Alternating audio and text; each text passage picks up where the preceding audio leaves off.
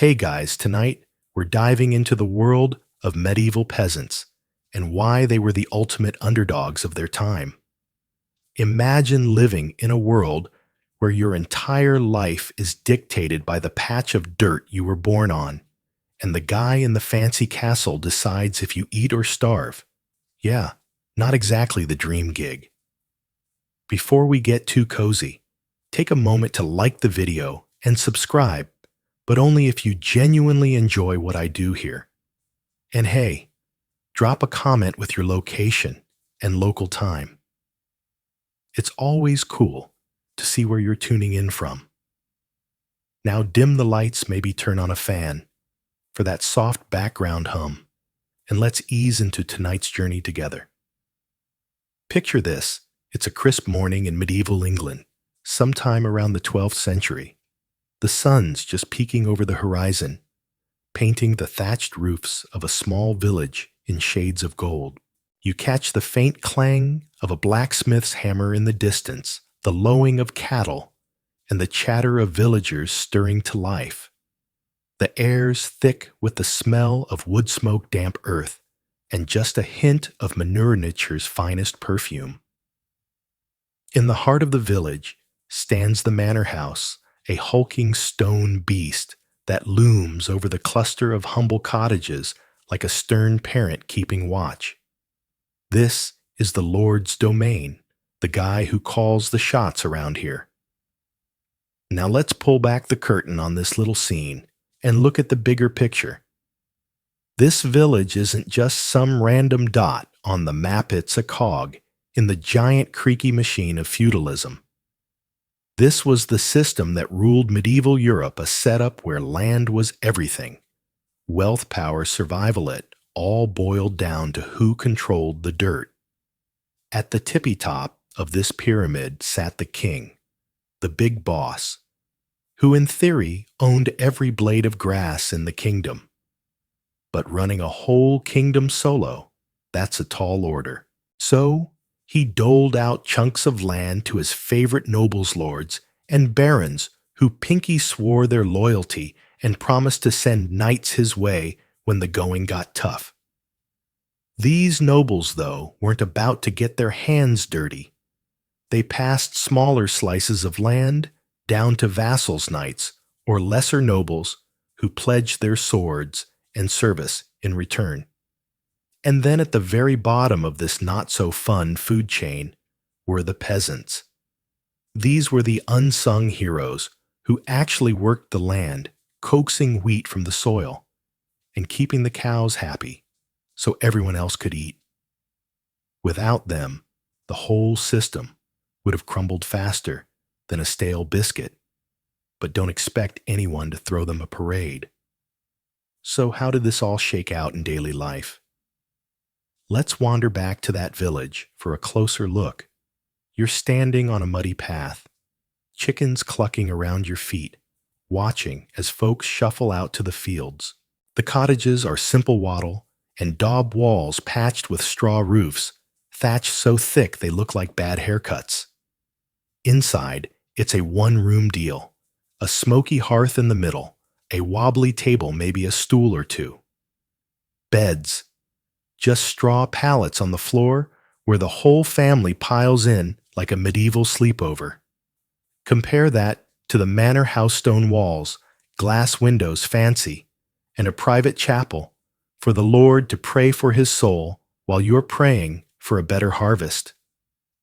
The peasants' days are a grind sunrise to sunset. Plowing, sowing, harvesting, mucking out stable sits, a workout plan no one asked for. And here's the kicker, a big chunk of that sweat isn't even for them. Most peasants were serfs stuck to the land like glue.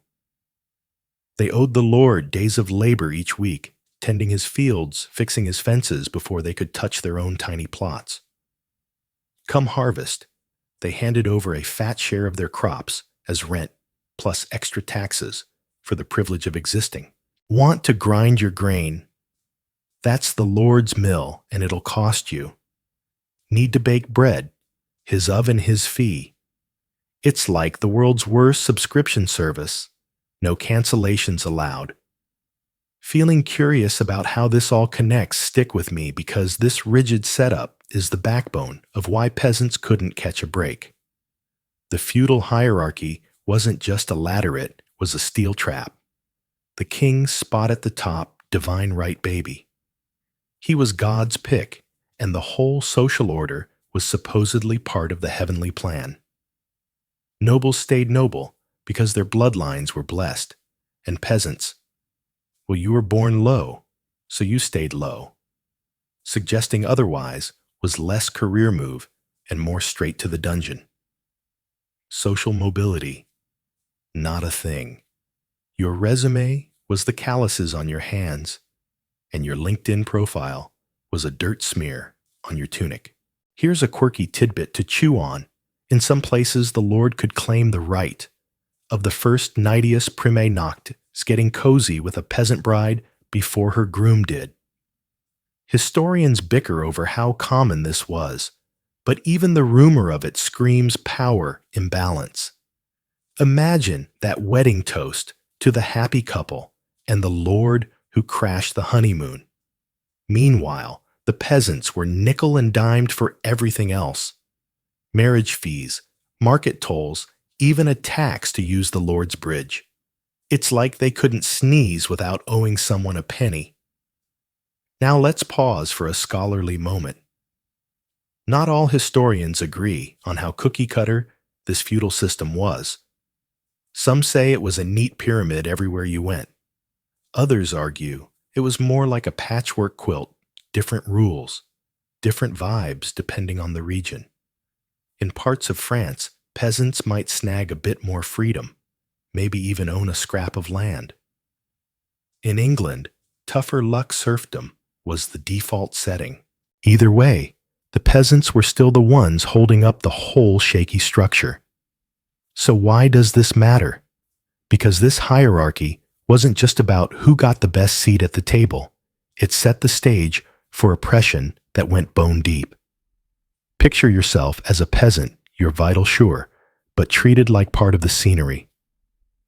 The Lord's castle casts a long shadow over your fields, a constant reminder of who's boss. You hear the church bells tolling, calling you to pray for a system that keeps you down. And yet, there's a quiet strength in it. These folks kept the world turning, even if no one bothered to say thanks. But hold that thought, because we're not done peeling this onion. Being stuck at the bottom was rough, no question, but it was just the warm-up act. Up next, we'll sink into the nitty-gritty of serfdom, how being chained to the land turned tough life into next-level struggle. So keep those eyes heavy and your ears open. We're just getting started on this medieval ride. Picture yourself rising before dawn, the cold biting at your fingertips as you fumble with a coarse woolen blanket in your cramped thatched hut. The air is thick with the scent of damp earth and the faint char of last night's fire. Outside, the world is still cloaked in shadow, save for the dim glow on the horizon where the sun promises but doesn't yet deliver warmth. Beyond your village, the silhouette of the manor house looms its sturdy walls, a constant reminder of the Lord who owns not just the land, but your labor, your days, your very existence. This is the life of a serf in medieval Europe, a life bound to the soil as surely as the roots of the ancient oaks that dot the landscape. The chains of serfdom. Serfdom wasn't slavery, not in the strictest sense, but freedom was a distant dream. As a serf, you were tethered to your lord's estate, forbidden to leave without his consent, permission rarely granted. Your days were split between working your own small strip of land to feed your family and toiling in the Lord's sprawling fields where the harvest went to fill his granaries, not yours. The law recognized you as more than property, granting you certain protections, but those rights were fragile, easily overshadowed by the Lord's authority. You were a fixture of the estate, as much a part of it as the furrows you plowed or the mill that ground your grain. Your obligations were many and relentless. Beyond laboring in the fields, you paid rent often a share of your crops handed over gifts on feast days, and offered extra work when the Lord demanded it, whether that meant mending a fence or hauling timber. Marriage, that required his approval and a fee. A child born, another tax. These burdens varied across Europe, harsher in England's rigid system, slightly more negotiable in parts of France, but they always kept you yoked to the land, your life a cycle of sowing, reaping, and giving. What did this mean for your daily existence?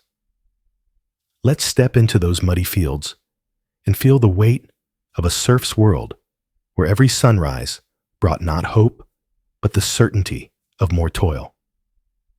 A life of toil and texture. Your mornings began with the creak of a wooden plow as you dragged it through stubborn soil, the damp chill seeping into your bones. The field stretched endlessly before you, a patchwork of brown and green, under a sky that seemed perpetually gray. The air carried the sharp tang of manure and the sweeter notes of freshly turned earth, mingling with the sweat that stung your eyes. By midday, your hands rough and cracked from years of gripping tools act as you paused to chew a hunk of coarse rye bread, washed down with thin ale that barely dulled the hunger. Work didn't stop at the fields. Women spun wool by flickering firelight, their fingers deft despite the cold, while children gathered firewood or chased stray chickens. The sounds of the village were a symphony of survival. The thud of an axe, the lowing of cattle, the distant clang of the smith's hammer.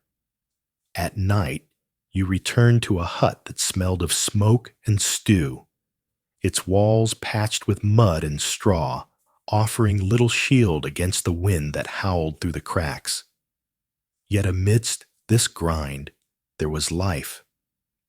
You shared tales with neighbors over a flickering hearth, your laughter a quiet rebellion against the day's hardships. Songs rose from the fields, their rhythm syncing with the swing of your scythe. These moments weren't freedom, but they were yours, a thread of resilience woven through the fabric of bondage. How did such a system take root, and why did it endure? The story of serfdom stretches back centuries, evolving with the tides of history, and it's a tale worth unraveling. The roots and reach of serfdom. Serfdom grew from the ashes of the Roman Empire, where vast estates worked by tenant farmers morphed into the feudal patchwork of medieval Europe. By the 9th century, as kings and nobles carved up the land, peasants found themselves increasingly tied to it, their obligations codified into custom and law. In England, the Norman conquest of 1066 tightened these bonds, while in the Holy Roman Empire, serfs sometimes bargained for lighter terms. By the 13th century, serfdom was entrenched across much of Europe, a cornerstone of a society built on land and loyalty. But it wasn't static. Over time, some serfs bought their freedom with saved scraps of coin, while others fled to growing townsplaces, where, as the saying went town, air makes free after a year and a day. These escapes were rare and risky. A caught runaway faced flogging or worse. Still, they hint at a restless undercurrent, a yearning that simmered beneath the surface of this seemingly eternal order. Scholars debate serfdom's nature fiercely. Was it slavery, by another name a brutal theft of human agency? Or a mutual pact where lords provided protection and land in exchange for labor? The reality was both and neither, a system of exploitation, tempered by tradition, where survival trumped ideals. For you, the serf, such questions mattered little. Your truth was the plow, the rent, the unyielding rhythm of the seasons. That rhythm shaped not just your days, but your dreams. Could there be a way out, a crack in the walls that hemmed you in? Let's explore the flickers of hope, and the shadows they cast. Glimmers of freedom, shadows of struggle. Freedom wasn't a myth, but it was a gamble. Towns beckoned with their promise of liberty, their narrow streets a stark contrast to the open fields you knew. If you could slip away, dodging the Lord's men, surviving on stolen scraps, and stay hidden for a year and a day, you'd be free. It happened enough to become legend, like the serf who vanished from a Yorkshire village in 1294, only to reappear as a freeman in London. But for every success, countless others were dragged back their backs, scarred with the whip's lesson. Closer to home, resistance took subtler forms. You might work slower when the bailiff wasn't watching, or hide a few extra sheaves of wheat from the Lord's tally. These acts weren't revolution, but they were defiance, a quiet assertion that you were more than the land you served. And what of the future? By the 14th century, cracks were widening. The Black Death of 1348, 1350, killed millions, leaving fields empty and lords desperate for labor. Some serfs seized the chaos to demand better terms, or flee outright, planting seeds of change that would bloom in later centuries.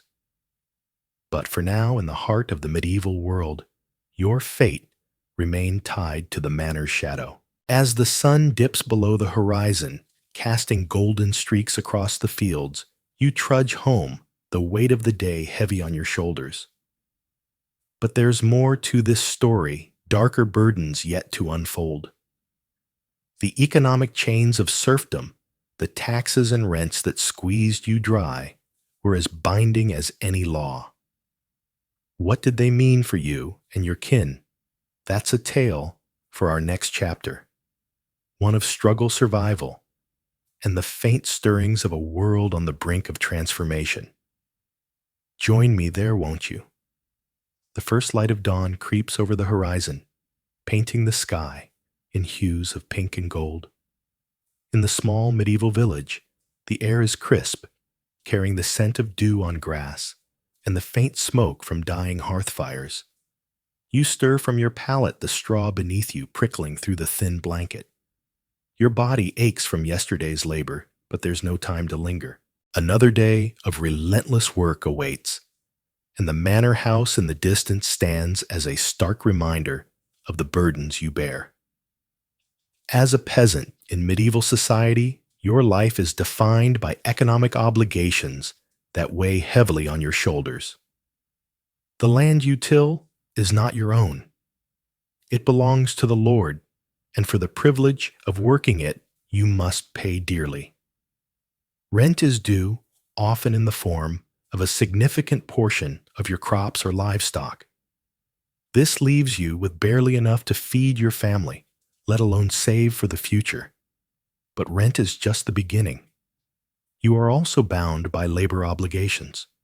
Several days each week, you must work on the Lord's demesne, the part of the estate reserved for his personal use.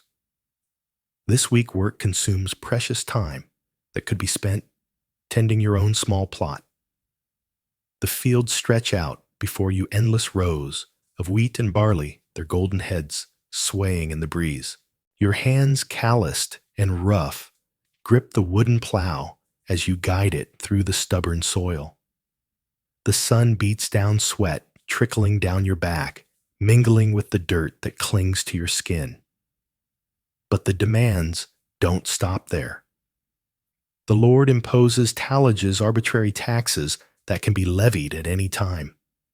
These unpredictable burdens can drain what little resources you have left. And then there are the banalities fees for using the Lord's facilities. Want to grind your grain into flour? You must use the Lord's mill and pay for the privilege. Need to bake bread? The Lord's oven awaits, but not without a cost. Even the wine press, essential for turning grapes into wine, comes with a price tag. Imagine the aroma of freshly baked bread wafting from the Lord's oven, a tantalizing scent that teases your senses. You can almost taste the warm, crusty loaf, but it's a luxury you can seldom afford. Instead, you pay to use the communal facilities, watching as a portion of your hard-earned produce disappears into the Lord's coffers. Death offers no respite from these economic chains. When a peasant dies, the Lord often claims the best animal or a significant portion of the deceased's possessions as a heriot. This practice ensures that even in death, the peasant's family is left with less struggling to make ends meet. And let's not forget the church.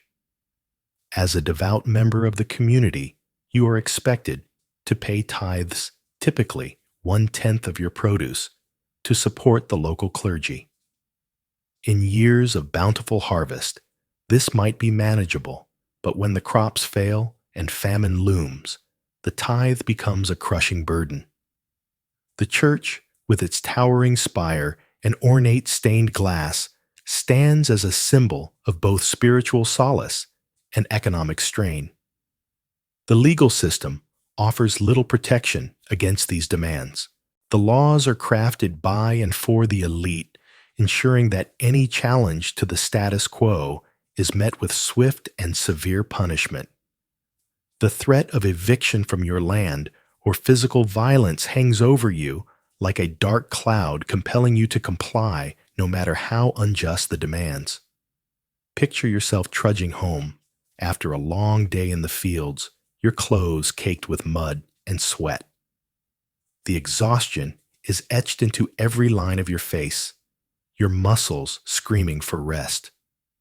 Yet as you pass by the manor house, you catch a glimpse of the Lord and his family, their fine clothes and well-fed faces, a stark contrast to your own ragged appearance. The disparity is palpable, a constant reminder of the chasm between your world and theirs. But the burdens don't end with what's demanded of you in life and death. There's a rhythm to this oppression, a cycle that tightens its grip with every passing season. As harvest time approaches, the pressure mounts. You labor from dawn until dusk, reaping the fruits of months of toil only to see much of it slip away. The Lord's men arrive, their carts creaking under the weight of your grain, your livestock, your hope. What remains must stretch to cover the winter months, a feat that feels more impossible with each lean year. And what of those years when nature turns against you, a drought that shrivels your crops, a flood that drowns your fields, or a frost that kills the tender shoots before they can grow? These are disasters you cannot predict or prevent. Yet the Lord's demands remain unchanged. The tithe must still be paid, the rent still collected, even as your children's bellies growl and your own strength wanes. The weight of survival presses down, relentless and unforgiving. Yet even in this unyielding grind, there are flickers of defiance and ingenuity. You've learned to stretch what little you have to hide a handful of grain from the Lord's tally, to barter with neighbors for a bit of extra cheese or wool. The village is a web of unspoken alliances, a quiet resistance woven into the fabric of daily life.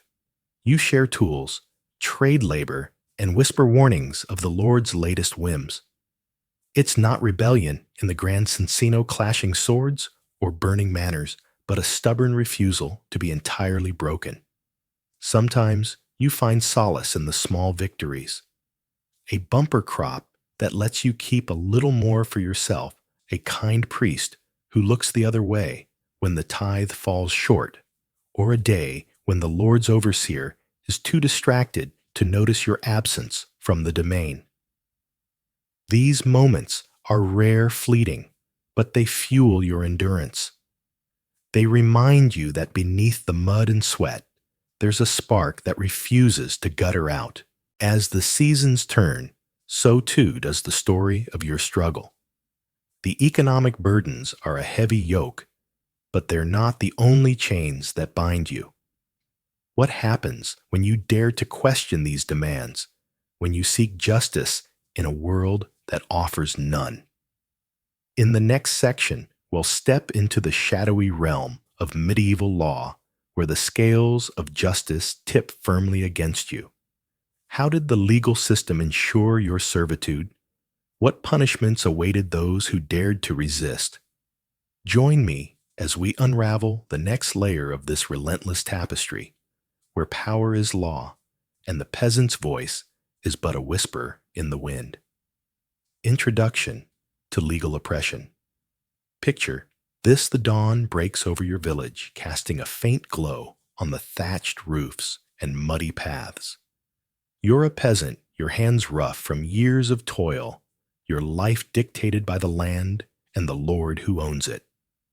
Today feels heavier than most words gotten around that Thomas, a neighbor, has been hauled off for poaching. You've seen his hungry kids, heard his quiet desperation.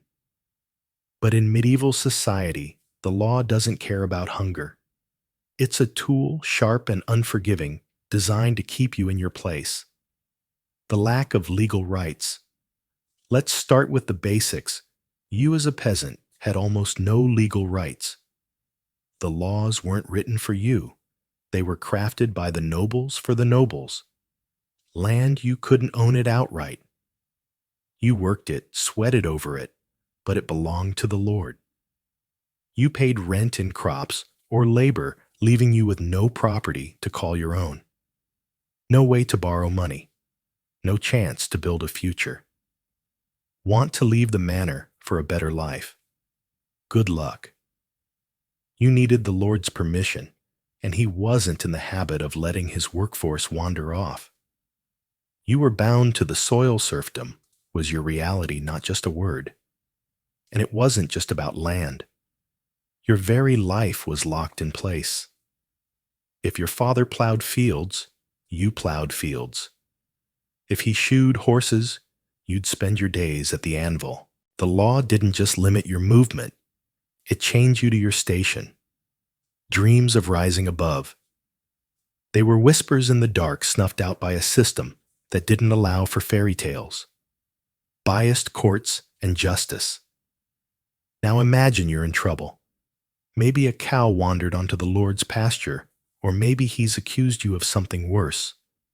You're dragged to the manor court, not a place of justice, but a theater of power. The Lord or his steward sits in judgment, their word heavier than any evidence. Fairness, that's a luxury you can't afford. Take Thomas again. He's standing there accused of poaching a rabbit. The Lord's forester swears he saw him in the woods, but you know there's bad blood between them. In a just world, Thomas could defend himself, call witnesses, plead his case. But this isn't that world. The court's a rigged game. The Lord's interests always win. Thomas is guilty before he opens his mouth, and you can feel the same shadow looming over you, connecting to harsh punishments. The verdict's in, and now the real dread sets in. What happens next isn't just about justice, it's about fear. How did the law keep peasants like you in line through punishment so harsh they'd echo through the village, a warning to anyone tempted to stray? Let's step into that grim reality and see how the system made sure you never forgot your place. Harsh punishments for minor offenses. Punishments weren't just tough, they were terrifying. Poach a rabbit like Thomas. You might face a fine so steep it'd take years to pay off, assuming you had anything left after rent. Can't pay. The stocks awaited your body, exposed to the cold and the jeers of your neighbors.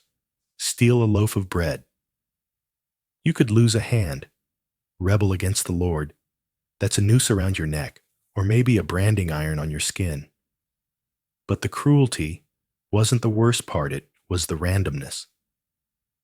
One day, the Lord might shrug off an offense.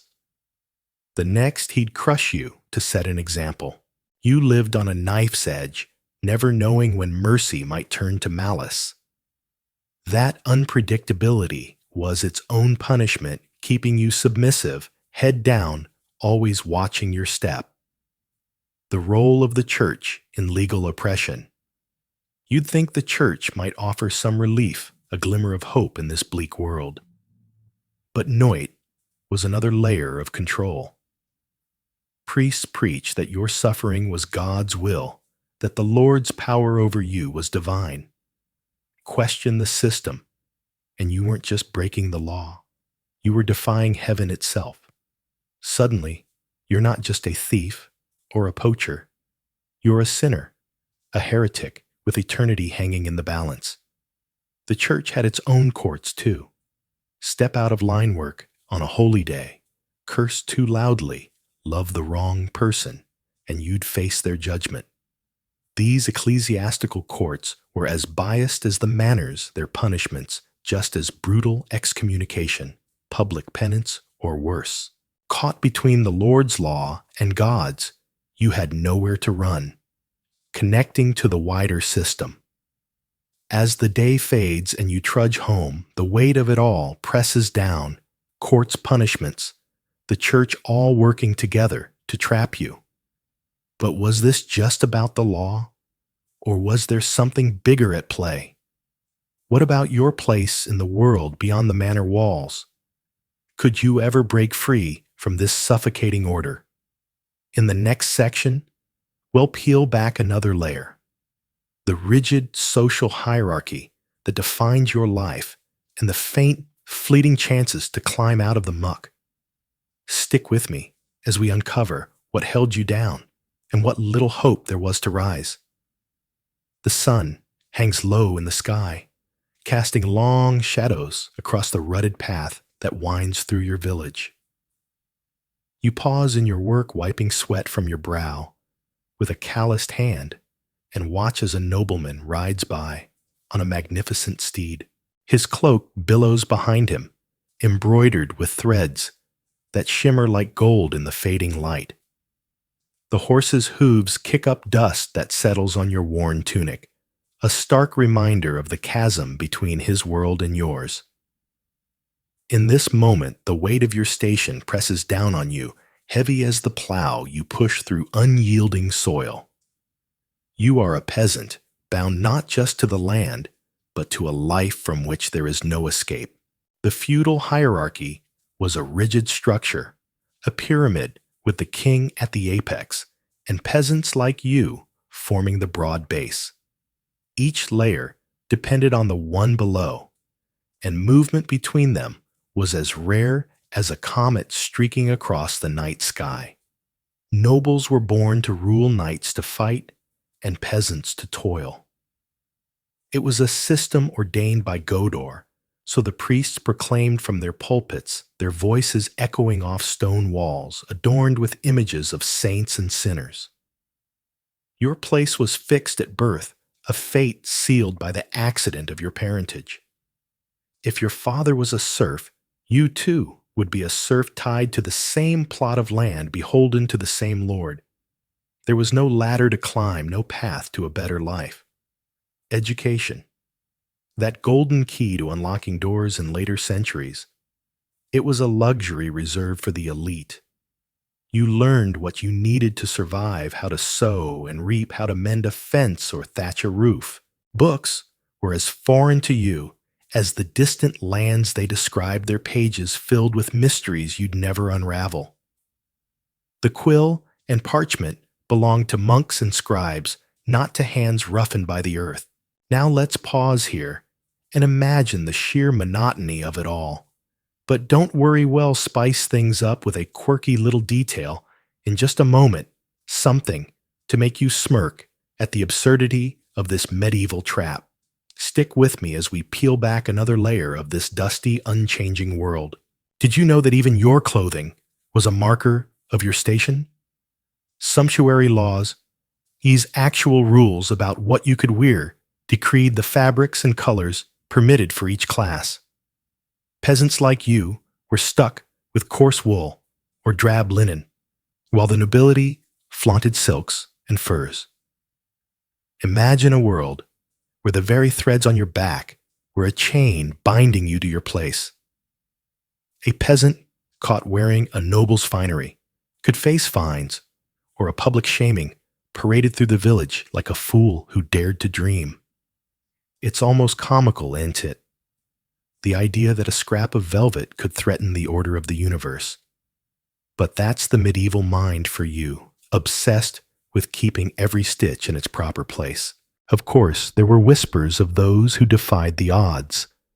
A clever lad who caught the eye of a passing monk and was whisked off to a monastery to learn his letters. A lass whose beauty or wit charmed a nobleman, lifting her from the muck to the manor. But these were fairy tales, stories told by firelight to give hope where little existed. For every peasant who rose, 1,000 remained their dreams, ground into the dust beneath the weight of reality. Historians still bicker over this, you know. Some point to the growth of towns and the rise of the merchant class as proof that the system wasn't entirely a prison. Others scoff, arguing that these opportunities were mere crumbs, and the vast majority of peasants stayed shackled to their roles. What's certain is that for you, the path upward was a steep, treacherous climb, littered with obstacles few could conquer. Let's take a breath here and step into your shoes for a bit longer. The daily grind, the endless cycle, it's enough to wear anyone down. But there's more to this story, a deeper thread about how the world itself was rigged against you. Ready to trudge home with me and feel the weight of it all. The air is thick with the scent of wood smoke and damp earth as you trudge home from the fields, your muscles aching from a day of backbreaking labor. The sun has dipped below the horizon, and the first stars twinkle in the velvet sky. You pass the village church, its stone walls sturdy and imposing, a symbol of the power looming over your life. Inside, the priest drones on in Latina language, as alien to you as the songs of the wind. You know the prayers by rote, their meanings lost in the mists of time, but you mumble them anyway, hoping for favor in this life or the next. Your days blend into one another, a ceaseless cycle of toil and rest. You rise with the sun, choke down a meager breakfast of porridge or bread, and head to the fields. There you work until the light fades, your only companions the ache in your bones and the gnawing hunger in your belly. Meals are simple, coarse bread, a bit of cheese, if you're lucky, maybe some salted meat or fish. Vegetables from your tiny garden plot add a hint of variety, but famine lurks like a wolf at the forest's edge, ready to pounce. But it's not just the labor that binds you, it's the very order of the cosmos, or so they say. Let's unravel that next, because it's a tale as old as the hills and twice as stubborn. Keep listening as we explore the invisible chains that held you fast. The world, you're told, is ordered by divine will. The great chain of being stretches from the lowliest worm to the angels in heaven, with every creature slotted into its rightful place.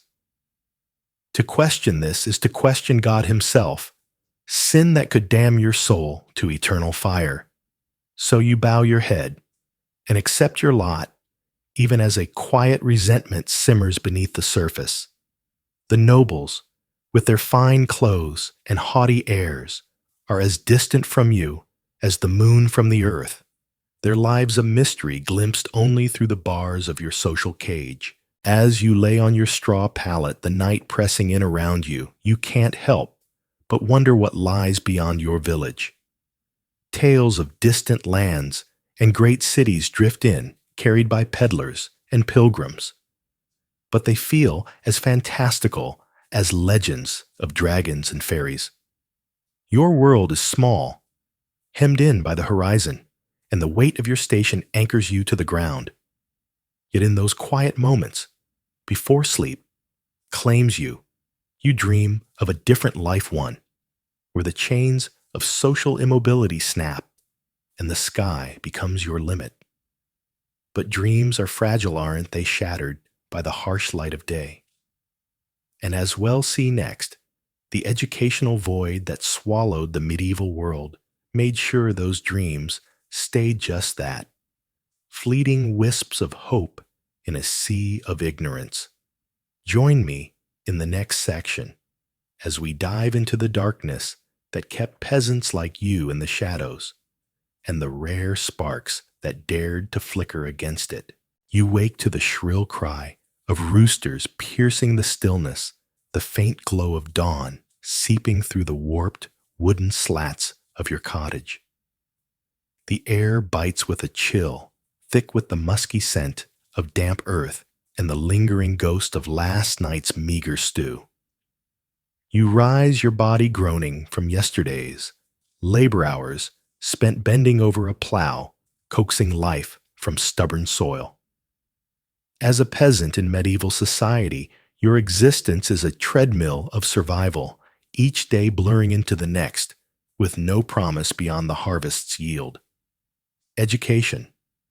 That's a word for the highborn, a privilege as unreachable as the moon. You don't know your letters, and the notion of studying anything beyond how to mend a fence or reap a field is a jest. Your world is small, hemmed in by the village's muddy lanes, the manor's shadow, and the church's steeple. The Lord's castle squats on the hill, a stone sentinel reminding you of your place at the bottom where the dirt lives. So why is education a stranger to you? Why are you and your kin left in the dark generation after generation? The answer is stitched into the tapestry of this age, threads of power, fear, and custom knotting you into place. The feudal system is your jailer, its hierarchy a chain. The lord who claims your land doesn't care to see you learned. Why would he, a peasant with a sharp mind, might question why the crops you bleed for fatten his table, not yours? You might wonder why his children wear silk while yours shiver in rags. Knowledge could spark defiance, and to the nobility, that's a spark too close to a powder keg. The church, with its towering crosses and Latin chants, tightens the lock. It offers scraps of learning, yes, but only to its own priests, monks, and the sons of nobles. To you, it preaches acceptance. Your toil, your hunger, your short, brutal life, it's all God's, will they say. To seek more is to defy the divine order, a sin that risks not just your body, but your soul. The church guards knowledge like a dragon, hoards gold, doling it out to those already perched atop the heap. Here's a twist to lighten the gloom. In parts of medieval Europe, owning a book was outright banned for folks like you. The idea was that reading might muddle your simple head, tempting you from plow and prayer. Picture it, those bound pages brimming with tales and truths branded as dangerous contraband for the likes of you. A book in your hands, as likely as a pig sprouting wings. What does this ignorance cost you plenty? Without letters, you're blind to the world beyond the village gossip. Laws, deeds, and taxes are scribbled in script you can't decipher, leaving you prey to any scribe or steward with a crooked grin. Your mind stays tethered to the furrows you plow, never roaming to the ideas that could shift your fate. This void traps you in a wheel that never stops turning. No schooling means no ladder to climb. Your father hoed these fields, as did his father, and your children will too. Social mobility. A fairy tale for the fireside, not your reality. Meanwhile, the nobles send their heirs to tutors and monasteries, piling knowledge atop wealth to keep their grip tight. Scholars bicker over the why of it all. Some say educating the masses was just too costly parchment ink, and teachers don't grow on trees. Others insist it was a calculated move, a way to keep you docile and dependent. Whatever the truth, the outcome is stark: an army of peasants, heads bowed minds, blank working the land, while the learned few reap the rewards. The sun climbs now, its light spilling over the fields as you haul yourself out to work. The plow's weight drags at your shoulders, a twin to the ignorance you carry. But this isn't the whole tale. There's a deeper root to your burden, one well unearthed next. The belief that your suffering isn't just happenstance but holy. Stick with me as we dig into that divine excuse for keeping you down. Pause here, though, and feel the day unfold. The soil squelches under your worn boots, cool and slick from last night's rain. Birds chatter overhead, a fleeting chorus against the drone of distant livestock. This land is yours in sweat, but not in deed, a paradox you've never had the tools to unravel. Your kids trailing behind with their own small tasks inherit this same blind routine prayers from the priest, yes but no quill or slate to break the spell. In rare stolen moments, maybe leaning against a gnarled tree, wiping sweat from your brow, you wonder, what's past the river's bend? What do the monks murmur over in their candle-lit halls? What power hides in those forbidden books? These thoughts flicker fragile as sparks before the grind of daily life stamps them out. The hours stretch the sun, a slow arc overhead, and your labor hums its familiar tune. This educational void isn't just empty space, it's a theft. A theft of what could be a life less bowed, a mind less bound. It echoes through time, a silent curse on your lineage. But change, though a whisper, now waits in the wings. Not here, not yet. Not in these fields you trudge, but in the cracks of this rigid world.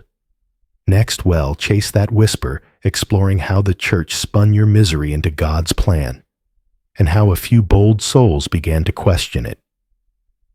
So rest your aching back, let your curiosity stir, and follow me into the heart of medieval faith and its first faint tremors of doubt. The heavy wooden doors of the village church creak open, and you step inside, your footsteps echoing on the cold stone floor. The air is thick with the scent of incense, a heady mix of myrrh and frankincense that clings to your rough woolen tunic. Sunlight streams through the stained glass, painting the pews in hues of red and gold, where the congregation sits, heads bowed. You settle onto a hard bench at the back, the chill of the stone seeping through your clothes. Up front, the priest, resplendent in crimson robes, raises his arms, his voice a thunderous wave rolling over the crowd. God has ordained each of us to our rightful place. He declares his words sharp as a blade. The king reigns by divine grace, the nobles uphold his will, and you, the faithful, toil the fields as your sacred duty. To defy this is to defy the Almighty himself. You swallow hard, the sermon sinking into your bones, like the damp of a winter morning. It's the same story you've heard since you were old enough to hold a plow. God's will keeps you tethered to this life of sweat and soil, your place cemented at the bottom of the heap.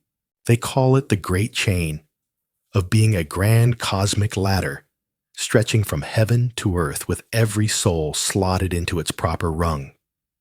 Kings and popes gleam at the top. Nobles and knights strut below them, and you're the foundation, the dirt beneath their boots, holding it all up, yet crushed under the weight. The priest's voice softens, now weaving scripture into his lecture like a lullaby. Blessed are the meek, he says, for they shall inherit the earth. A nice thought, isn't it? But as you glance at your calloused hands, you can't help a wry twist of your lips. The earth you're inheriting seems to be the muddy patch you'll be plowing tomorrow, not some heavenly reward. The church dangles salvation like a carrot before a donkey work, hard bow low, and maybe you'll get your prize after you're dead. In the meantime, your life is a cycle of planting, harvesting, and handing over most of it to the Lord's granary. This great chain wasn't just a pretty idea, Cooked up by bored monks, it was the backbone of medieval order, a divine excuse for why some ate roast pheasant while you gnawed on stale bread. The church didn't just preach it, they enforced it. Step out of line, and you weren't just a troublemaker. You were a heretic, a soul teetering on the edge of damnation.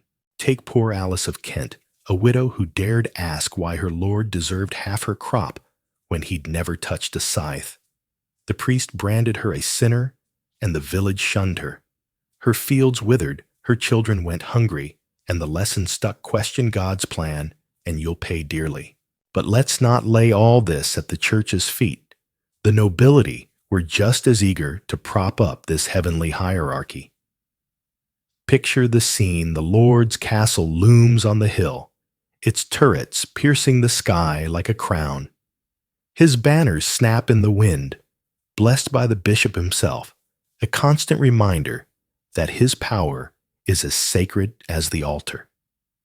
When he rides through the village, you drop your gaze, not just from habit, but because the whip in his steward's hand isn't shy. The nobles leaned on this divine right as heavily as the priests did their wealth and authority, wrapped in a halo of God's approval. And here's the kicker: it worked because it was predictable. The world made sense this way. Kings ruled, lords lorded, and you dug. Chaos was the enemy, and this chain promised stability, even if it locked you in irons. Sure, you grumbled into your thin gruel at night, but outright rebellion, that was a bridge too. Fair until it wasn't as well, see later. For now, chew on this odd little nugget. Some theologians twisted scripture to claim peasants like you were born sinful, your low station a curse from the fall itself. Adam bit the apple, and somehow that meant you were destined to muck out stables for eternity. It's almost funny, in a grim sort of way. Your very existence branded as a flaw, redeemable only by breaking your back and keeping your mouth shut. The sermon drags on, the priests drone, blending with the rustle of shifting bodies around you. You catch glimpses of your neighbors: Tom the blacksmith, his shoulders slumped; Marjorie, her face lined with years of worry. The church is your sanctuary, sure, but it's also a cage, its walls whispering your inferiority with every hymn. The saints in the windows stare down serene and untouchable, while you sit in the dim, a sinner by birthright. As the service ends, you shuffle out the priest's words trailing you like a shadow. God has ordained each of us to our rightful place. It's a chant you've known forever, a tether tying you to the plow, the Lord, the life you didn't choose. Outside, the sun warms your face, but the fields stretch endlessly ahead, wheat and barley swaying, mocking your freedom. The manor hulks on the horizon, a stone giant watching your every move. And yet a spark flickers in your chest. Is this really God's design, or just a story men tell to keep you small? That spark, though, is dangerous. The divine justification wasn't some dusty theology. It was a hammer pounding you into submission. The church and nobles wielded it with precision, but they had more tricks up their sleeves. What happens when the Lord calls you to war? Not just to till his fields, but to die for his glory. In the next section, we'll trade the pew for the battlefield, diving into forced military service, how it yanked you from your plow, armed you with a rusty spear, and threw you into chaos, all while the divine order kept its boot on your neck. Stick around. The stakes are about to get bloody. Imagine this. You wake before dawn, the chill of the morning seeping through the thin walls of your hut. The fire has dwindled to embers, and you huddle under a threadbare blanket, reluctant to face the day. But the cock crows insistently, a harsh reminder that the fields won't plow themselves. You rise joints, creaking like old timber, and stumble into the dim light of your peasant life. Breakfast is a meager hunk of coarse bread and a sip of weak ale, barely enough to quiet your growling stomach. Your children watch, with wide, innocent eyes, too young to grasp the burdens ahead, while your wife, her face etched with worry, hands you a small bundle of food for the day's labor. You kiss them goodbye, a ritual that feels heavier today, though you can't pinpoint why. The fields stretch before you, a patchwork of stubborn earth and faint green. You wrestle the plow through the soil, each step a battle against nature itself. The sun climbs beating down on your back, and sweat mixes with the grime on your skin. This is your existence, endless, predictable, exhausting. But today, something shifts. A figure approaches on horseback, cutting through the haze of your toil. It's the Lord steward, his fine cloak, a jarring contrast to your ragged tunic. He dismounts boots, sinking into the mud, and thrusts a crude spear and a tattered banner into your hands. The king has need of men, he says, his voice clipped and cold. You report to the castle at dawn. Your stomach twists into knots. War has been a distant rumor, a tale told by travelers, not something that would touch your quiet village. Yet here it is, dragging you from your plow to a battlefield you don't understand. This moment marks your plunge into the harsh reality of forced military service, a cornerstone of medieval peasant oppression. In the feudal system, power flowed downward like a river, and you at the bottom were swept along. The king summoned his nobles for troops. The nobles called their vassals, and the vassals turned to you, the peasant, to fill the ranks. This chain of obligation, rooted in the divine hierarchy we explored last time, ensured that those least able to fight bore the heaviest burden. You had no say in the matter. Refusal meant losing your land, your family's lifeline, or worse punishment, as a traitor. The deal was simple, but brutal. Serve when called, typically for 40 days a year. The wars could stretch that limit thin. The church, as we saw in section 7, blessed this order, preaching that your toil, whether in fields or on battlefields, was God's will. But divine words offered little comfort when you were handed a weapon and pointed toward death. Training. A laughable notion. Knights trained for years, mastering sword and lance, while you might get a few hours to swing a spear before marching off. Armor was a luxury, maybe a padded jacket, if you were lucky, more often just the shirt on your back. Your weapons were a grim joke, a pitchfork repurposed as a spear, a wooden club, or a rusty blade from some forgotten war. Against the gleaming steel of knights and the disciplined ranks of hired soldiers, you were a lamb among wolves. The journey to war only deepened your plight. At dawn, you joined the other men of your village, a sorry band clutching scythes and old swords. The steward eyes you with disdain, muttering, "You'll do," though his tone drips with doubt. The march to the muster point blisters your feet. The spear's weight digging into your shoulder. Other villages empty into your ranks, their men mirroring your fear and weariness. At camp, chaos reigns. Knights bark orders from atop snorting war horses, while grizzled mercenaries sneer at your ragtag state. A veteran shoves you into a line, barking a crash course in survival. Pointy end goes in the enemy. Don't die. Days blur into nights of cold ground, scant rations and dread. Then battle day dawns. The mist hides the enemy, but the thunder of hooves shakes the earth.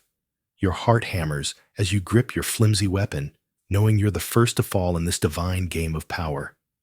The risks were staggering. Combat was a meat grinder for the untrained, but camp life could kill you just as fast, disease festering in the muck, starvation. gnawing at your bones. If you limped home, your fields lay fallow, your family teetering on ruin, and payment a cruel jest. Knights might earn land or coin, but your reward was returning alive, if at all. Yet some peasants got crafty. A few scraped together coins to send a substituteraire given your poverty. Others faked ailments, risking a lashing if caught. In one odd tale from 14th century France, a group claimed they were all left-handed, unfit to fight. Their lord, unimpressed, sent them off with a grumble about adapting. History doesn't say if they survived to prove him wrong. How vital were you to these wars? Scholars bicker over it. Some, like John France, argue that by the 12th century, lords leaned on professional soldiers, relegating peasants to the sidelines. Others, like Philippe Contamine, insist you were the backbone in crises. Think the 100 Years' War, where numbers trumped skill. The Battle of Hastings in 1066 proves both sides. English peasants slung stones against Norman knights and fell in droves. Effective or not, your role was undeniable when desperation called. Beyond the battlefield, forced service hammered home your place. It turned you into a tool, a disposable piece in the Lord's arsenal, sanctified by the divine order we unpacked last section. But it also cracked open your world. You saw the wealth of nobles, the indifference of power, maybe even picked up a trick or two with that spear. Those seeds of awareness could grow into something dangerous, which brings us to a tantalizing question. What happens when you turn that spear not on distant foes, but on the lords who sent you to die? Stay with me for Section 9, Revolts and Repression, where we'll uncover how your simmering anger sparked rebellions and how the powerful fought to crush them. Let's widen the lens. The feudal levy wasn't uniform, its flavor changed with the land.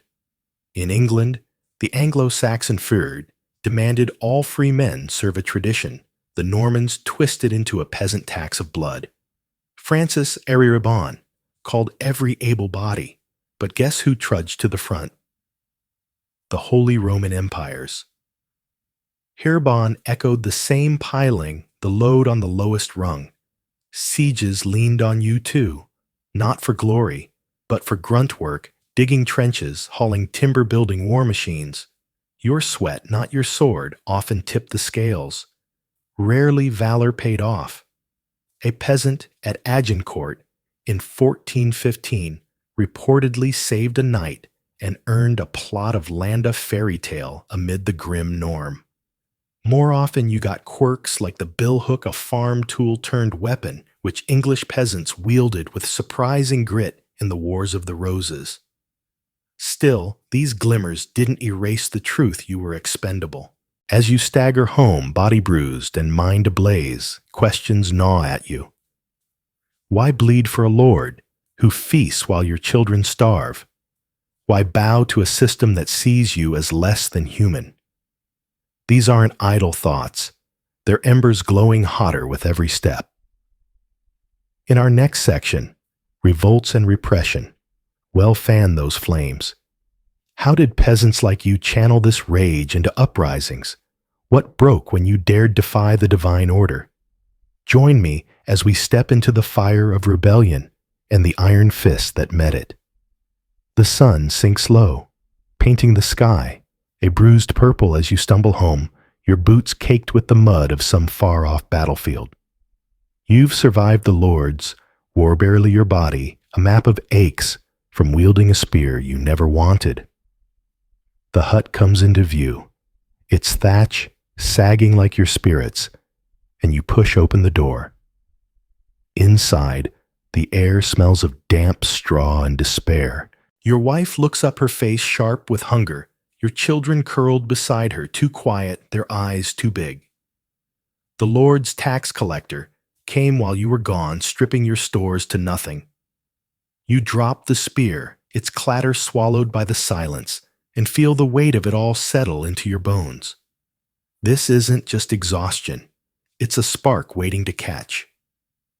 The forced marches from Section 8, the divine nonsense from Section 7 about your place in the great chainets, all piled up like dry tinder. The fields you bleed for the wars you fight, they're not yours. They're his. And tonight, as the fire spits its last embers, you hear it, a murmur from the village, a rustle of something dangerous brewing. That murmur grows into a roar, because peasant revolts weren't polite requests for a day off. They were messy furious, born from a system that squeezed until you snapped. Take the Jacquerie in France, 1358 peasants like you, armed with scythes and rage, turned noble manners into bonfires, their lords into memories. Or the peasants' revolt in England, 1398. Thousands of you stormed London Wat Tyler at the helm, demanding the poll tax die and serfdom with it. These weren't trained armies, just folks with calloused hands and no more patience. It starts small, though. Picture a tavern at dusk, the air heavy with sour ale and peat smoke. You're there, hunched over a splintered table, the fire's crackle mingling with low voices. They took my boy for their war, someone growls. And my grain for their feasts, another adds. You nod, your own anger simmering. A plan takes shape, whispered, ragged, bold. By morning, you're gripping a pitchfork like it's a scepter ready to make the lords listen. The spark's lit, but where does it lead? Hang on, because the revolt itself is a whirlwind, and not everyone makes it out. The revolt hits like a thunderclap. Shouts tear through the village, boots pound the earth, and suddenly you're in its winging that pitchfork at a knight's shield, the clang ringing in your ears. Smoke stings your eyes as a manor burns its tapestries, curling into ash. For a fleeting second, it's exhilarating, the untouchable, brought low the world upside down. You're not sure if this is justice or madness, but you're too swept up to care. Then the tide turns. The lords don't flinch long. Their knights charge in armor, glinting horses, snorting steam into the cold air. Your pitchfork's no match for a broadsword.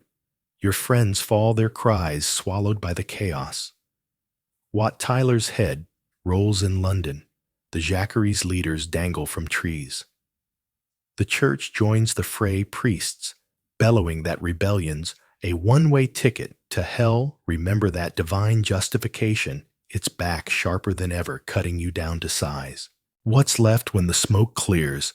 Not victory, but a lesson in power, and it's not over yet. The repression is a slow, cold crush. The lords don't just win. They make sure you never forget it. Public executions turn village squares into theaters of terror gibbets, creak under the weight of bodies, crows circling overhead. You watch stomach churning as a neighbor's lashed for hiding grain, his screams a warning etched into your skin. The air reeks of iron, and fear the church bells tolling like a metronome of doom. It's psychological as much as physical. The lords lean on that great chain of being, the idea that God himself wants you here groveling. Priests glare from pulpits promising eternal flames if you step out of line again. You're meant to feel small, hopeless, a cog that doesn't dare jam the machine. And mostly, it works. Fear seeps in heavy as damp rot. But there's more to it than broken bodies and sermons. Did these revolts matter? Scholars bicker over that, and it's a question worth chewing on. Historians love a good debate, and these revolts are their bread and butter. Some say you were doomed, from the start, peasants, with sticks against knights in steel. Please. Others argue you shook things up. Serfdom started fraying in places. Lords got nervous, concessions crept in. The truth's muddy, like your fields after rain. Maybe you didn't topple the system, but you cracked it just a little. Here's a gem, though. During the Peasants' Revolt, your mates broke into the Tower of London, lopped off the Archbishop's head, and then this raided the wine cellar. They got so sloshed, they forgot to finish the job. Revolution meet hangover.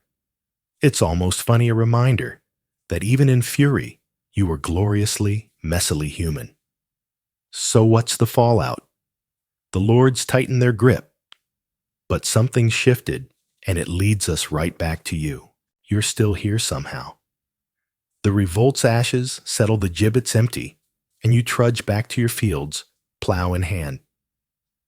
The Lord's castle looms. As always, the church spouts its same old tune. But there's a flicker in you now, defiance maybe, or just exhaustion with a bite. You've seen the machine wobble, felt its gears groan. It didn't fall, but it's not invincible. The daily grind calls, though.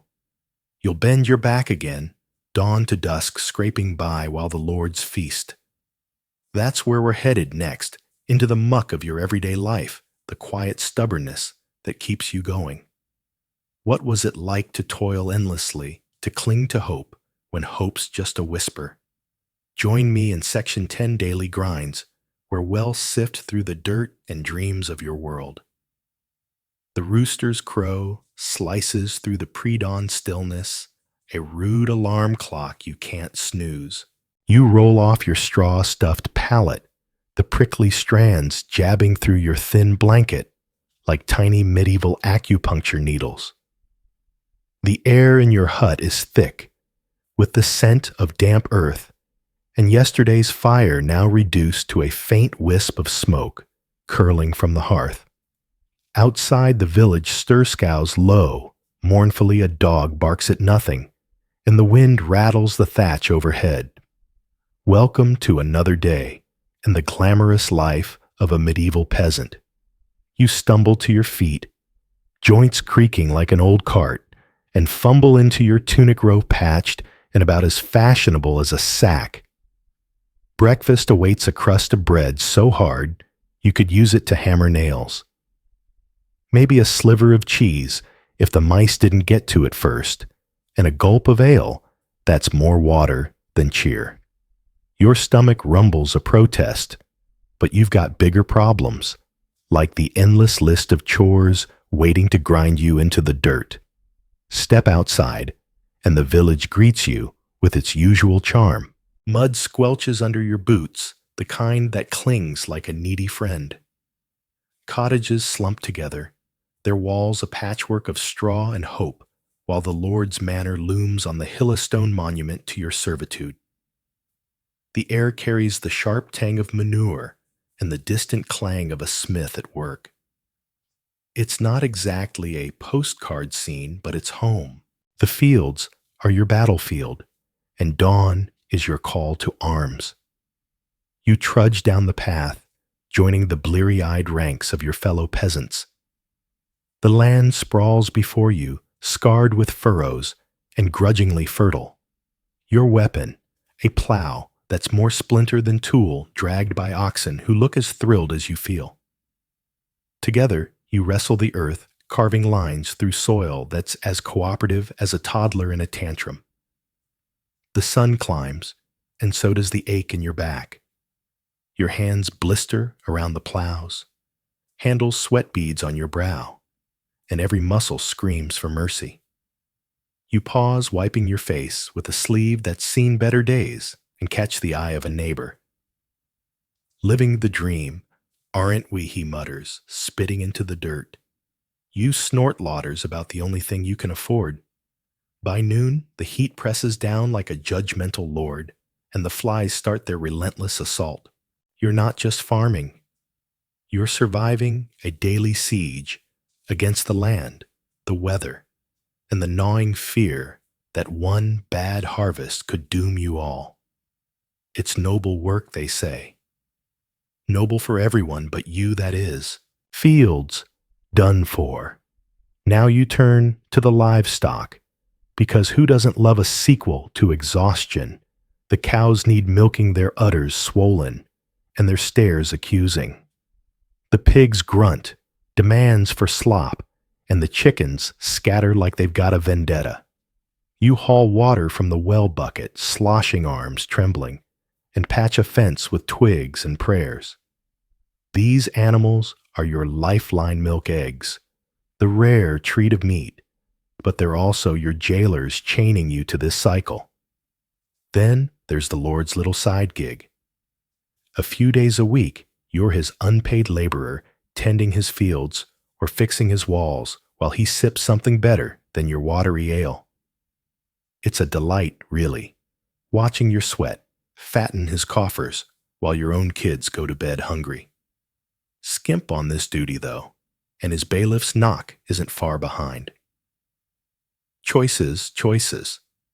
Speaking of fun, ever hear about the flail? Not the emotional kind, though you've got that in spades, but the threshing tool. 2 sticks, tied with a bit of leather, swung like a medieval nunchuck to beat grain from stalks. Sounds efficient until you're flailing away arms, burning chaff in your eyes, and wondering who thought this was a good idea. Historians call it a peasant's ingenuity. You call it a cruel joke. Evening creeps in, and you drag yourself home a walking monument to fatigue. The hut's smoky warmth is a balm, the fire crackling as your wife stirs a pot of something thin, turnips barley, a whisper of hope. The kids swarm you, dirt-streaked and loud, begging for a tail or a tickle. You muster a smile, though your body begs for collapse. Supper's a quiet affair. Bread, that watery stew, maybe a scrap of bacon if the stars align. You eat by the fires, glow the days, weight settling into your bones. After you mend a torn hem, or carve a stick into something vaguely toy-like, idle hands are a luxury you don't have. The kids drift off, and you follow sinking onto your pallet as the night wraps you in its heavy arms. Sleep's a fleeting guest, interrupted by dreams of fields that stretch forever and a harvest that never comes. Tomorrow's script is already written. More toil, more sweat, more quiet despair. It's a life carved from endurance each day, a brick in the wall of your oppression. But wait, there's a twist in this monotonous tale. Festivals dot the calendar like rare gems, moments when the grind pauses. Harvest brings a feast tables grown with bread and ale, a fiddler strikes up a tune, and you dance until your feet forget their blisters. It's a taste of freedom, brief and bittersweet, before the plow calls you back. Scholars love to bicker over this. Some insist you had plenty of holy days, lazy afternoons sipping ale and dodging work. Others scoff those rest days meant church marathons or extra tasks for the Lord. Truth is, your life was a tightrope labor on one side, fleeting reprieve on the other, and a long drop beneath. Lying there, embers fading, you stare into the dark. Is this it? A lifetime of dirt and duty with no ladder out. The question gnaws unanswered as sleep finally claims you. But the daily grinds, just the surface of your story. Lurking beneath are threats that make the plow seem tame, plagues that turn neighbors into ghosts, famines that strip away humanity, and a death that's always too close. Next time, we'll venture into that grim shadowland, exploring the health horrors that stalked your every step. What broke your body beyond the fields? How did you cling to life when it hung by a thread? Stay with me as we face the perils that made your world a fragile, fleeting thing. You wake to the familiar chorus of coughing, deep, wet rasp that rattles through the flimsy walls of your hut. The air hangs heavy with the sour reek of sweat and sickness, a smell that clings to your skin like damp wool. You tug your threadbare blanket closer, but it's a feeble shield against the chill seeping through the cracks. Outside, a gray mist blankets the village, curling around the thatched roofs like a shroud. This isn't just another day. It's a stark reminder that health in your world is a guest who rarely overstays their welcome. Stepping into the cold, your boots squelch in the muddy yard. The village sprawls before you, huts leaning like weary old men, fences sagging under the weight of neglect. A child whimpers by a neighbor's hearth, her face flushed with fever, while her mother mutters desperate pleas to saints who seem deaf to her cries. You've seen this scene play out too often. A cough turns to a groan to a grave. Here, in the medieval muck, health hazards aren't just risks, they're your shadow, trailing you from cradle to coffin. The threats are legion plagues that sweep through like wildfire diseases that fester in silence in a world so filthy, it's a miracle you survive the week. But it's not just the sickness itself, it's the ignorance, the superstition, and the squalor that stack the odds against you. Let's peel back the layers of this grim tapestry and see what lurks beneath. First up, the star of the show, the Black Death. You've heard the whispers, tales swapped over flickering flames. It starts innocently enough, a fever, a shiver, then the buboes bloom dark and swollen throbbing under your skin. Within days, you're a corpse, tossed into a pit with the others. The plague doesn't discriminate, but it loves your village best, cramped damp, and crawling with rats. Those little beasts scamper through the straw, their fleas delivering death with every bite. You'd swat them if you weren't so tired from dodging the reaper. But the plague is only the loudest guest at this morbid party. Leprosy slinks in, branding you with sores and exile. Dysentery turns your insides to liquid misery, while smallpox leaves its cruel signature on your face. A nick from a rusty blade. That's an invitation to infection, because soap is a myth and water's a gamble. Tuberculosis or consumption is the slow killer, its cough a grim lullaby in the night.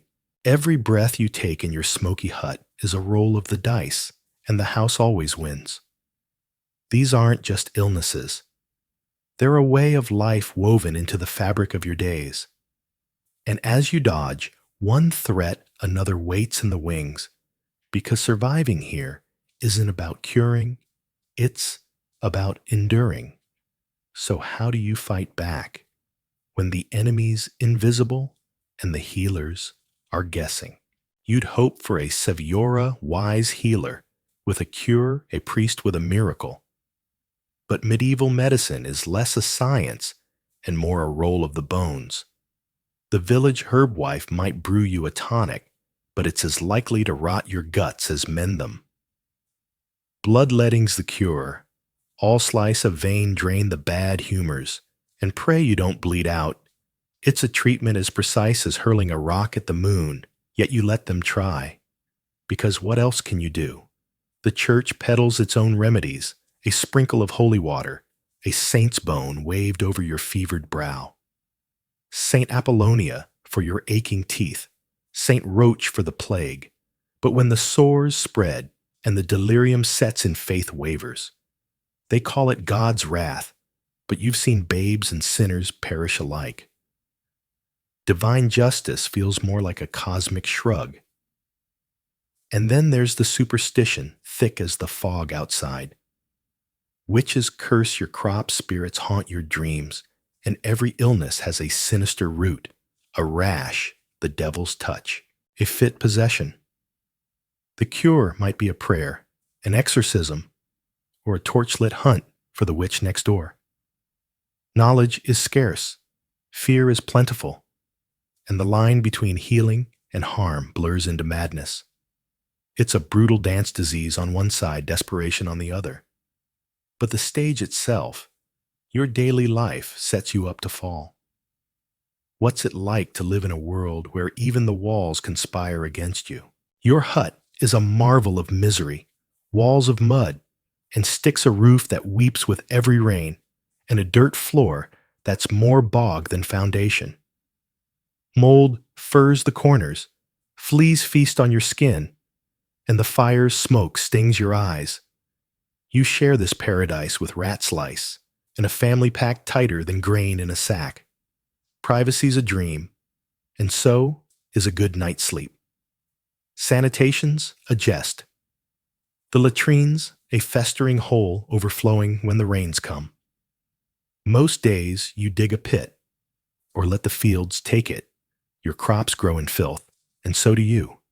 The well's a cloudy gamble, the stream a sewer's cousin. You boil what you can, but every gulp's a dare. Hygiene's a luxury, when survival's the prize. Crowding seals the deal. One sniffle spreads like wildfire through your huddled kin. There's no room to breathe, no space to heal, just a shared blanket and a hope that dawn breaks the fever. Your home isn't a refuge. It's a trap, and sickness is the hunter.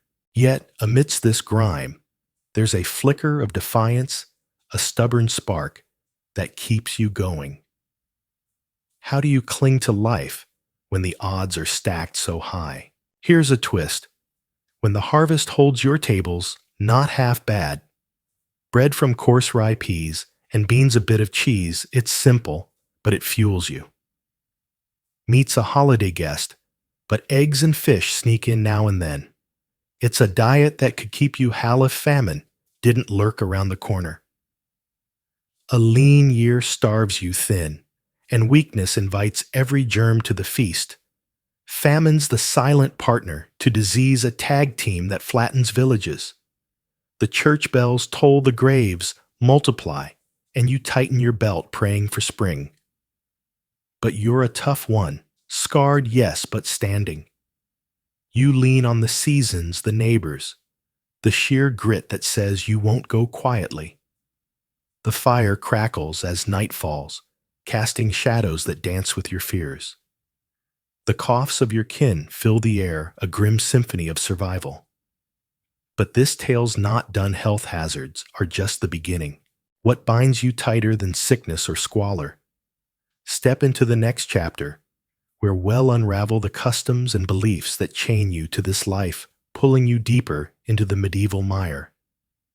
The sun dips low, painting the village in hues of amber and shadow.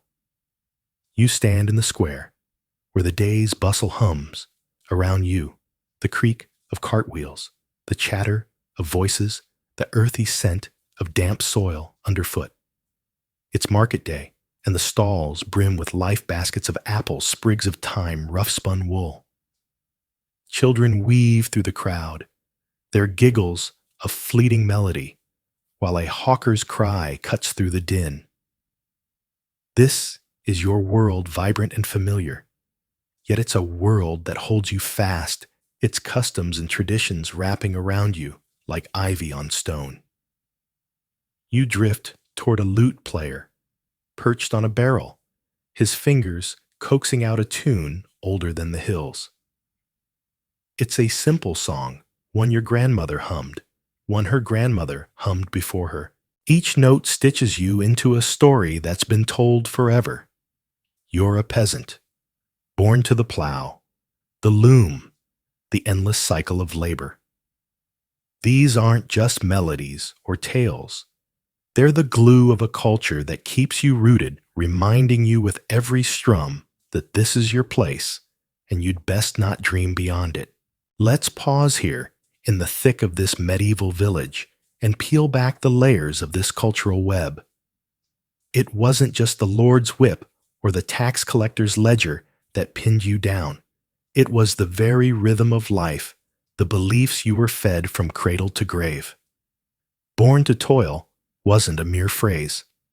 It was a creed woven into every sermon, every fireside yarn, every chant at harvest time. Your lot was as fixed as the seasons, and to challenge it was to tug at the threads of the cosmos itself. Then there were the festivals, those bright, raucous breaks from the grind. Picture May Day, ribbons fluttering, feet stomping and dance, the air alive with song. Or the Feast of Fools, where the world flipped for a day, peasants donning crowns, nobles lampooned in jest. It was a sweet, fleeting rebellion, a sip of what might be been. But when the sun rose, the crowns were tossed aside, and you trudged back to the fields, the taste of freedom gone like morning mist. These weren't escapes. They were tricks of the light letting you stretch just far enough to feel the chain snap back. Here's a odd little twist. During the Feast of Fools, you might have seen a peasant decree that all chickens must dance, or that the Lord's hounds wear bells. The village roared with laughter, but the joke was on you. Power was a costume, not a prize.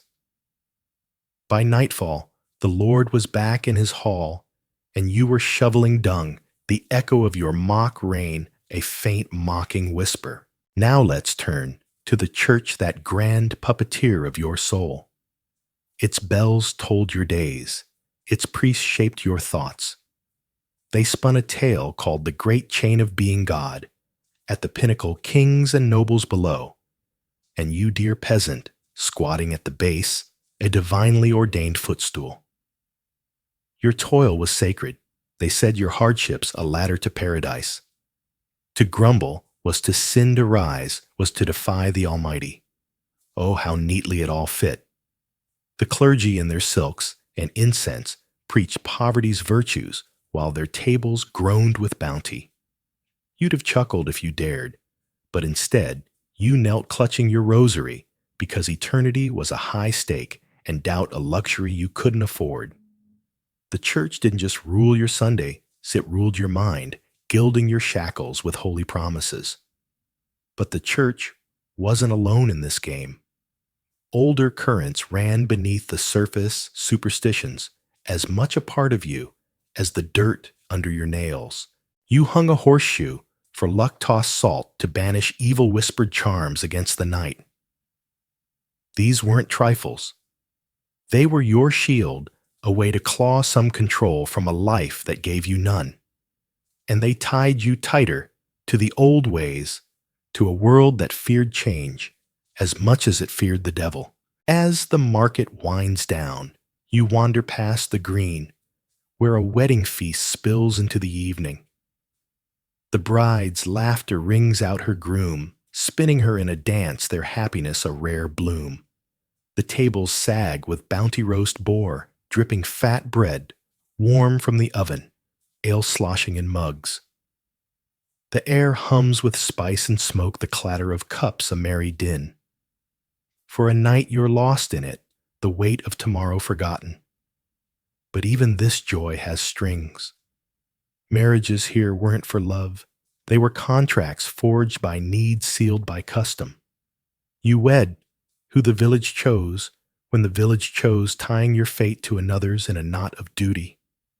The feast fades, the fire dims, and come dawn the fields call. The celebration was a gift, but it never changed the rules. Historians tussle over this still. Some say these traditions were a lifeline, stitching you into a community when the world was wild and cruel. Others call them a prison, locking you in with songs and superstitions. Maybe it's both, a blanket that warmed you even as it smothered. Culture gave your suffering a shape, a story, but it also made sure you never rewrote the ending. And yet this wasn't the whole tale. There were others in the village, women toiling in the shadows of the same culture, their burdens heavier, their voices softer. Their story weaves through the same threads, but it's one weave yet to fully unravel. The sky darkens as you head home, the market's clamor now a murmur. By the well, women linger, their hands red from scrubbing, their chatter laced with exhaustion. They carried the weight of home and hearth, of births and losses in a world that barely saw them. Their chains were cultural too, but sharper doubled by their sex. Step with me into their lives next, where tradition cut deeper and resilience bloomed in silence. Join me in the next section as we uncover the hidden struggles of peasant women, their quiet defiance, a thread worth following. The night is a heavy blanket over your village, the air thick with the musk of damp straw and the faint tang of yesterday's stew. You shift on your lumpy straw pallet, the rough wool of your blanket chafing your skin like an old friend who's overstayed their welcome. Beside you, your husband snores, rumble like distant thunder, but sleep is a stranger tonight. The hearth's embers flicker, casting ghostly shapes on the walls, and you rise before dawn's first whisper. The cold nips at your bare feet as you shuffle across the dirt floor, the familiar ache of another day already settling into your bones. There's a fire to coax back to life bread, to knead children to hush when they stir. Welcome to your world where the sun hasn't even risen, and you're already carrying it all. You're a peasant woman in medieval times, and your life is a quiet symphony of labor, unseen, unthanked, but utterly essential. The men might wield the plow, but you're the one keeping the hearth warm, the family fed, the threadbare home stitched together. Your struggles aren't just the daily grind. They're laced with the extra sting of being a woman in a world that barely sees you as human. Picture this. The first light creeps through the cracks in your hut's walls, painting the room in shades of gray. You're at the hearth, coaxing flames from stubborn embers, the smoky scent curling into your nose. Your hands rough as the bark outside knead dough. That'll become bread gone by noon if you're lucky. The garden waits its stingy soil, yielding just enough to keep hunger at bay. And when the fields call, you're there too, swinging a scythe or hauling grain until your back screams. The sun blisters your neck, the wind chaps your lips, and then it's home again mending cooking, rocking a fretful babe to sleep. It's a dance with no end, and you've mastered every step. But it's not just the work that weighs you down. You're tethered by invisible chains, fewer rights than the men who rule your life. You're your father's daughter until you're your husband's wife, your value tallied in dowries or sons. The law turns a blind eye if he raises a hand. It's his prerogative, they say, to keep you in line. You've seen the bruises on others, heard the stifled sobs behind closed doors, and you know silence is your shield. The church piles on its priests, preaching your inferiority, Eve's sin, staining you from birth. Be meek, they drone their voices echoing off stone walls. You clench your jaw, tasting the bitterness of obedience. Let's wander to the well now, where the morning's chatter hums like bees. You're hauling water, the rope biting into your palms, and around you, other women gather, wives, mothers, sisters. Their voices weave a tapestry of small talk, wool prices, a sick goat, but their eyes tell deeper stories. Here you share a glance, a nod, a fleeting moment of understanding. It's not much, but it's yours, a tiny rebellion against the weight of it all. Yet even this comes with risk. Step too far, now too much speak, too loud, and the whispers turn venomous. Witch, they hiss a word that's felled stronger women than you. Take Marjorie. Her herbs healed a fever, her tongue cut too sharp. They dragged her to the square, tied her to a stake, the fire's crackle drowning her cries. You watched heart hammering, knowing it's a warning etched in flame. Knowledge is a luxury you can afford, not when survival demands you shrink into the shadows. Here's the kicker. They'll deny you land bar, you from trade, yet expect you to stretch a pittance into a feast. You juggle coins like a jester, turning scraps into sustenance with a cunning they'd never admit you possess. It's laughable, really, this dance of dependence and defiance. The sun climbs higher, and you're trudging home, the water sloshing in its bucket, a dull ache in your shoulder. The village fades to a murmur, children's laughter, a sheep's bleat, and you pass the church, its shadow long and cold. But there's warmth in the small victories, your baby's grip on your finger, a shared jest over watery broth with your husband. These are your anchors, fragile but fierce, holding you steady against the tide. War's shadow creeps closer, though a thief in the night. You've watched men march off, husbands, sons leaving you, to wrestle the plow alone. The fields don't care that your hands tremble, that your heart mourns, unmarked graves. And when they return, if they do, they're hollowed out their silence, a new burden you'll carry too. Dusk settles, painting the fields gold and gray. You stand at your plot's edge, watching your husband shuffle home, his frame bent from the day.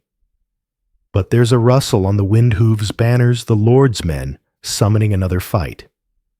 Your stomach knots as he meets your gaze, the unspoken truth heavy between you. Soon, hell march away, and you'll face the chaos alone again. This is your bridge to what's next. How does war twist your already knotted life? What happens when the clash of swords spills into your fields, your home, your soul? Stay with me as we step into the storm of a peasant woman's wartime world.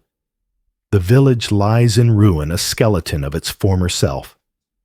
Smoke curls lazily from the smoldering remains of thatched roofs, the air sharp with the tang of burnt wood and despair.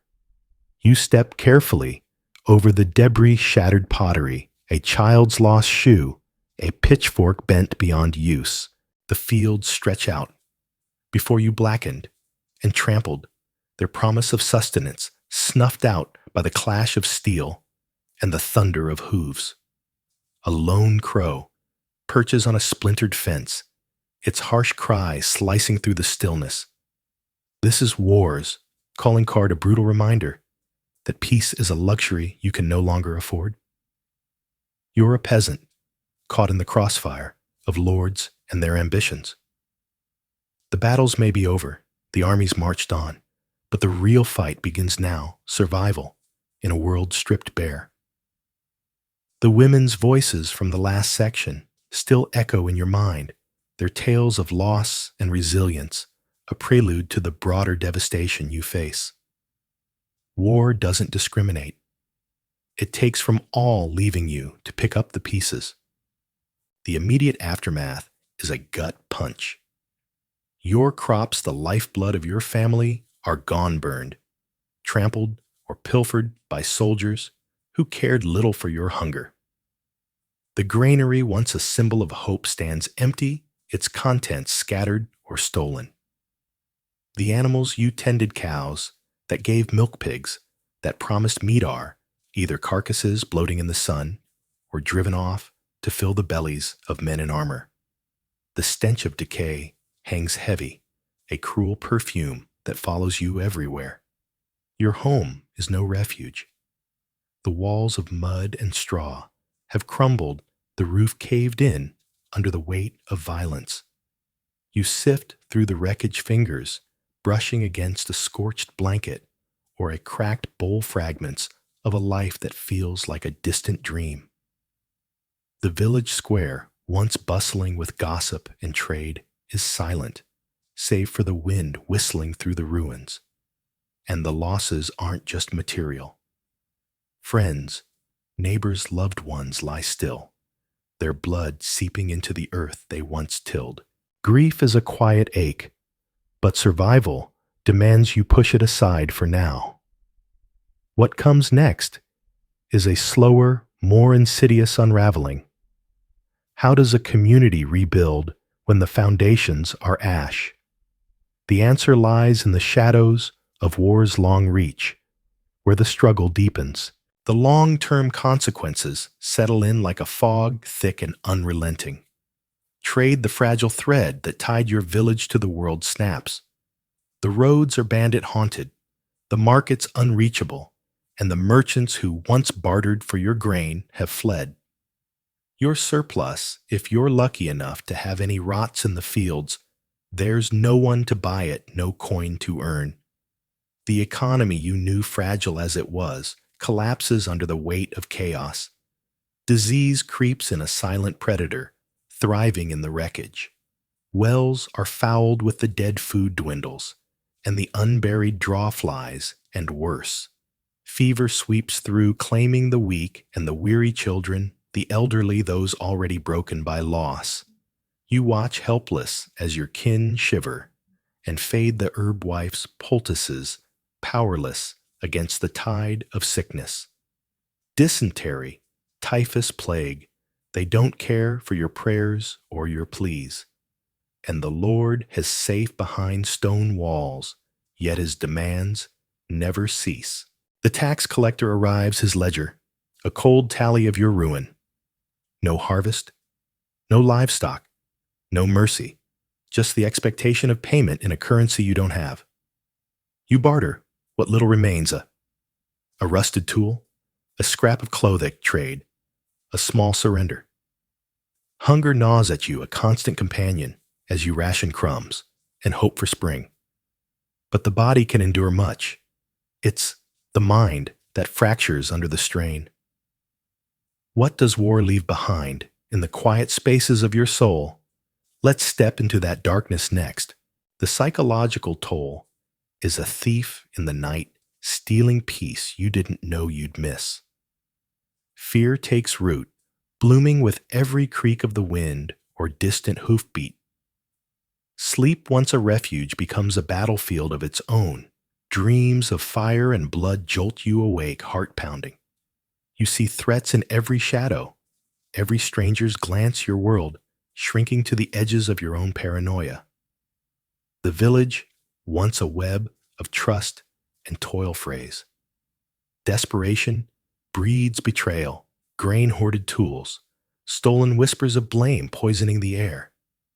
Neighbors you broke bread with, now eye you warily, their faces hardened by the same suffering you bear. The community unravels thread by thread, leaving you isolated in a crowd of survivors. Even faith falters. The church bells still ring, but their sound feels mocking. The priest speaks of divine will, but you see only divine indifference in the ashes of your life. Prayer feels like shouting into the void, and the cross you once clutched offers cold comfort. The war has taken more than your home, it's taken the stories you told yourself to keep going. So where does this leave you? The fields may green again, the walls rise from the rubble, but something fundamental has shifted. The toll of war isn't just in what's lost, but in what lingers. You rebuild because what else can you do? The seasons turn, and you sow seeds in scarred earth. Patch your hut with trembling hands. Life stumbles forward, a shadow of what it was.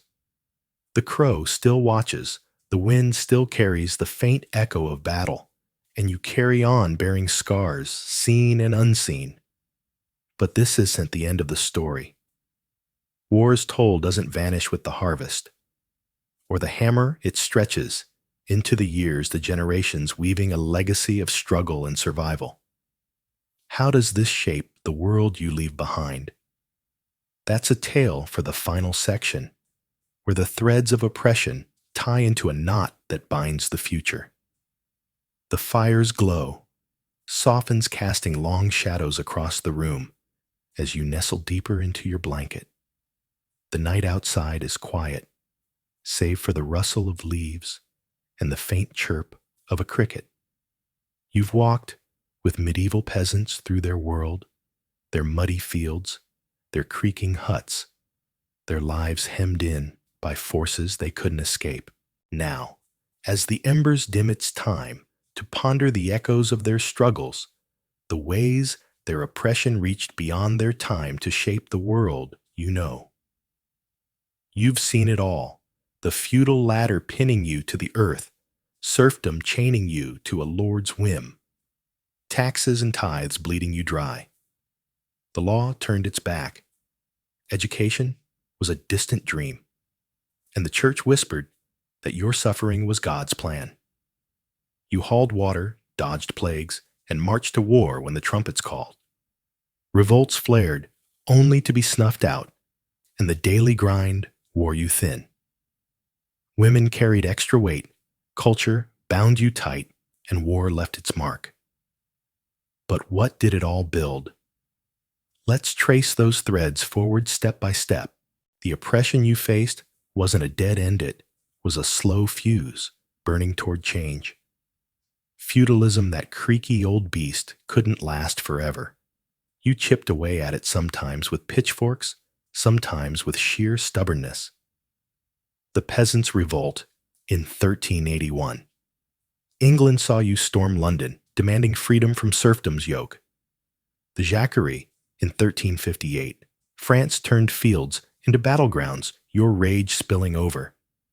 They crushed you, sure, but the cracks widened. The Black Death swept through, and suddenly your labor was gold lords had to bargain, and serfdom started to fray. By the 15th century, it was a shadow of itself across Europe. That shift wasn't just about land. It was the first whisper of something bigger, a world where the lowly could demand more. And oh, how that whisper grew louder over time. Centuries roll by, and the scene changes. The Industrial Revolution clanks to life, factories belching smoke and workers, your distant kin step into new struggles. The bosses grind them down, but they've inherited your fire. That longing for fair pay, for a say in their fate, echoes your medieval grumbles. The labor movements of the 19th century, with their banners and strikes, owe you a nod. Every time you refused to bow, every time you muttered under your breath, you nudged history toward a day when workers could stand taller. It's not paradise, yet greedy hands still reach, but your fight laid the stones for that path. And speaking of paths, let's wander into the quieter corners of your legacy, where your story seeped into the soul of the world. Your life wasn't just toil, it was a muse.